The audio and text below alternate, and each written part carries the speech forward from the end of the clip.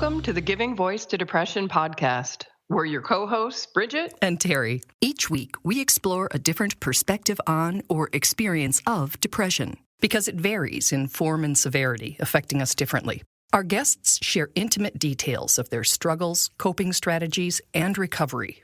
We keep it real because the struggle is real. We keep it hopeful because there is hope, in spite of what depression tells you. We're not experts or therapists. We're sisters and best friends who live with depression and know that talking about the illness reduces stigma and humanizes the experience, making it safer and easier to ask for needed support. You are far from alone. Welcome to our 8th season of Giving Voice to Depression. We have 10 new and important episodes in production. We're also beginning something new today, which is the opportunity to sponsor single episodes of this podcast so that we can continue to share stories of resilience and hope. You can go to our website, givingvoicetodepression.com, and learn all the details by clicking on the Donate tab. Our first sponsor is Tom, who made his contribution with the message that it is not a weakness to have depression or to need help managing it. Thank you. My daughter, a social worker, introduced us to the concept of holding two seemingly conflicting truths at the same time. That, like last week, it can be dangerously cold outside and beautiful. We can have depression and still be a good friend, parent, or partner. Still be fun to be around sometimes and have a great sense of humor. We can know some of the many steps we can all take to help prevent suicides and know that sometimes, in spite of everything we try, we may lose a loved one to depression's despair. Today's guest, Patty, is living that heartbreaking truth. Before we dive into her story, we want to take a step back and revisit one of our very first episodes with Barbara Moser, an MD, who works in suicide prevention and is also a member of our board. This part of Dr. Moser's interview kept coming up for us as we discussed today's episode, so we want to start with it, since it makes it really clear just how complicated the concept of suicide prevention is. Are there things that we can do to prevent suicide? Absolutely. Will some people die despite our best efforts? Unfortunately, that's true too. Is suicide preventable? So that is a hard question to definitively answer. When you talk about suicide prevention, you have to take into account what you know about a person at the time. And what I always say to persons who've survived a suicide is you only know what you know at the time the person died. And sure, in retrospect, you may be able to piece things together that you could have done, but you just know what you know at the time, and that's what you can act on. That's what you have the knowledge. And so I think we have to be careful if we say, yes, suicide is totally preventable, because I know how many survivors of suicide are out in the general public, and the last thing I want to do is to cause more pain and trauma to folks who've survived a suicide. So it's a very complicated question, actually. That being said, I work in suicide prevention. So I absolutely think there are things that we can do as individuals, as organizations, as providers of healthcare, and on a community and societal level to help prevent suicide and to make suicide a much less frequent event than it is right now. So I think there are, yes, amazing actions that we can take to prevent suicide, but, is it totally preventable? I can't say that. Now, there are some people who would say that, but just with all the all the folks I've met and encountered along this journey when learning about suicide, I can no longer say that myself.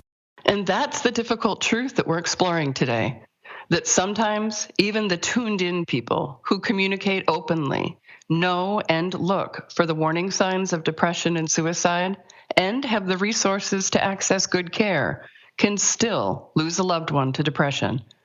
Please listen as Patty gives voice to depression. Our introduction to Patty was on the local news. She and her husband of 24 years sat side by side and talked about the death of their 18-year-old son, Jack, to suicide.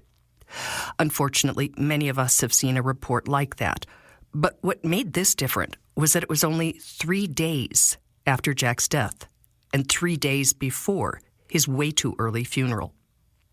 And we wondered how a mother and father were functioning at that point, let alone already trying to reach out to help others. A few months passed before Patty and I sat down together. I asked why she wanted to share her story. You'll hear her other son banging around in the background while she answers. Signs of life we pretty much welcomed. Helping people made me feel better. Okay. And it still does. And I think that the more I talk about my son, I get teary, I laugh, and I think that's what's supposed to happen. I think it helps me. It helps me remember him. It helps me find my purpose. Patty believes her purpose now includes carrying on Jack's work to change the world one heart at a time. That's Jack's catchphrase, which they printed on his funeral cards. And he did that through laughter. He did that through dressing in funny costumes. He did that through his tone-deaf singing. He was a hilarious person. He really was a funny guy, and just wanted to make people feel good about themselves.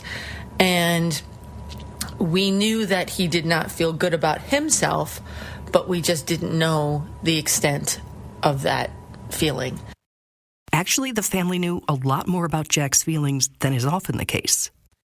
He was happy to talk about it, and he wasn't embarrassed about it, but he would not tell you the truth about it. Yes, I have depression. Some people thought he was on drugs. He was not on drugs. He just, honestly, it just takes so much out of you. I mean, I didn't know this, but senior year, he would spend his study halls in his car sleeping, and he would set his alarm so that he would wake up for his next class. He was going to tell his story with the National Alliance for Mental Illness, and he was excited about helping other people, but he was not really interested in helping himself.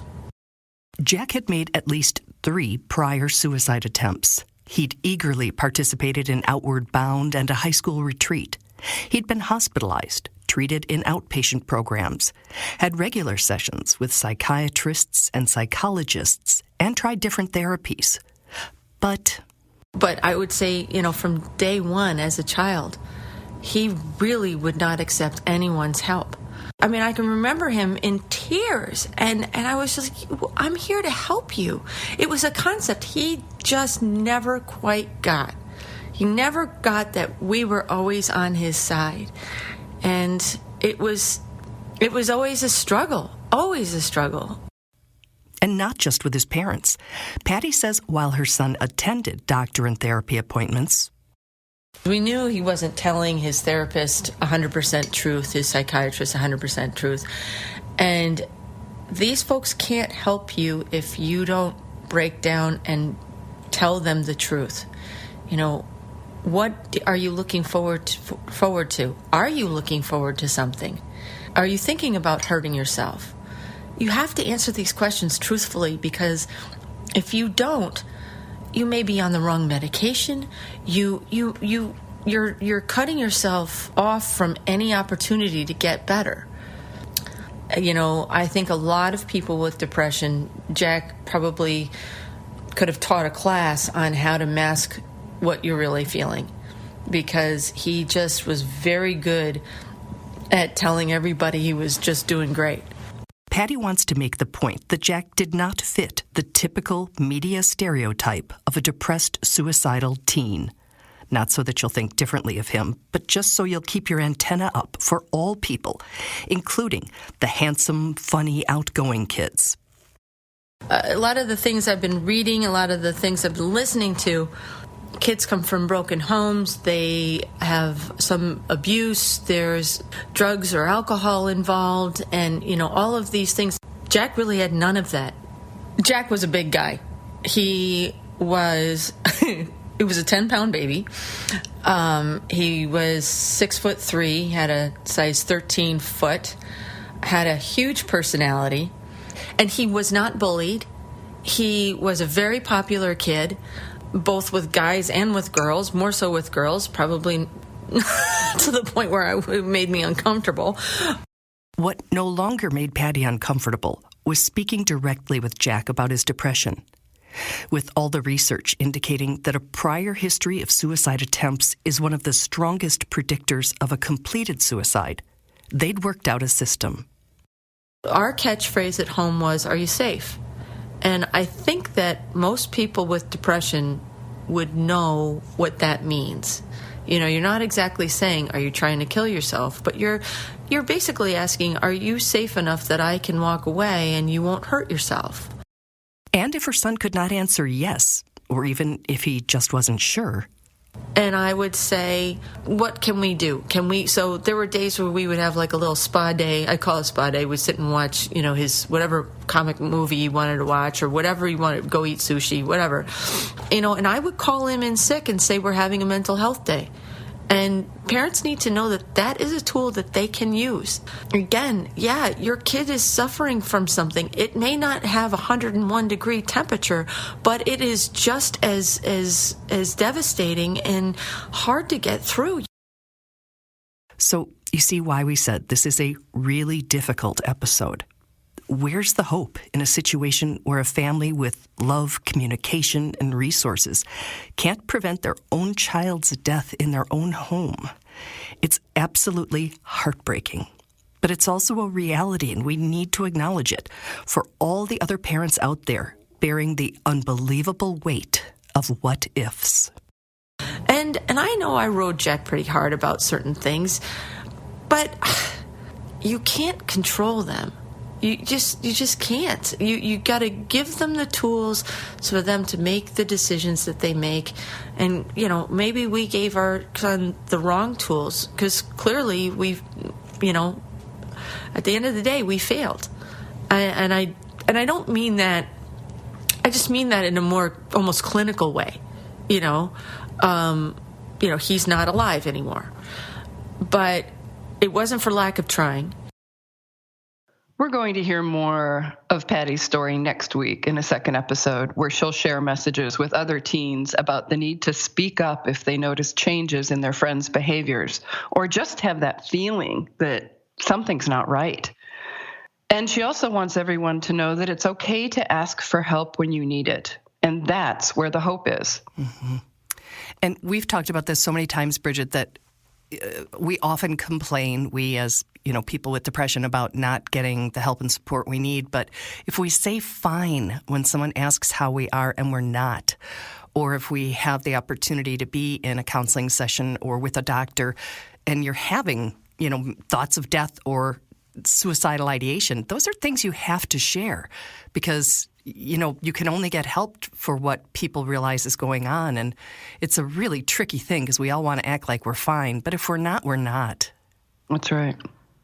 That's right. And sometimes that's even difficult to admit to ourselves, let alone to share. Because of her faith, Patty believes this is part of God's plan. And she's sharing her story.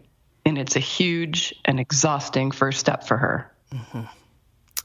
So we will be back next week with more of this and more of the lessons that she has learned and is willing to share to help spare other families the pain that hers is currently experiencing. Hey, everybody, take care of yourselves and take care of each other. We truly hope that our podcast brings a little more understanding, helps you better articulate your experience of depression, or better understand how to support someone else's. We invite you to join us for daily posts on the Giving Voice to Depression Facebook page and on Twitter and Instagram at Voice Depression. It is a comfort to be among fellow travelers on depression's dark road. And remember, if you're struggling, speak up. If someone else is, listen up.